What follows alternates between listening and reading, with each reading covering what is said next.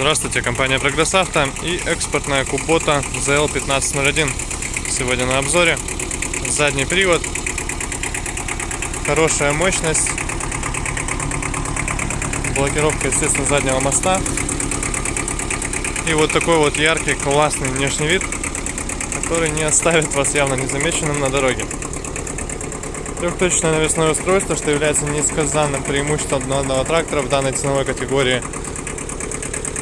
Очень он недорогой у нас и, соответственно, с трехточкой и на достаточной мощности для использования почти всего навесного. Наработка 820 моточасов, работает двигатель достаточно ровно. Двигатель двухцилиндровый, как видим.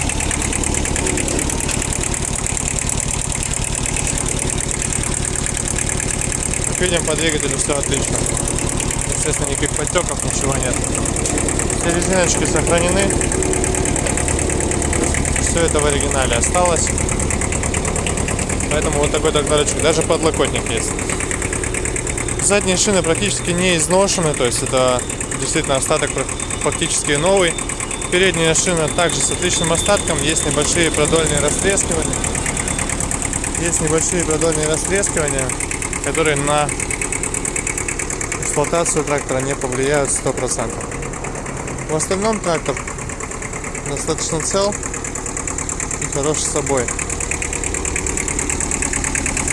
Колея по задним колесам 80 сантиметров, клиренс огромный 30, поэтому без проблем трактор можно будет использовать на любых типах поверхности. Естественно, есть блокировка заднего моста,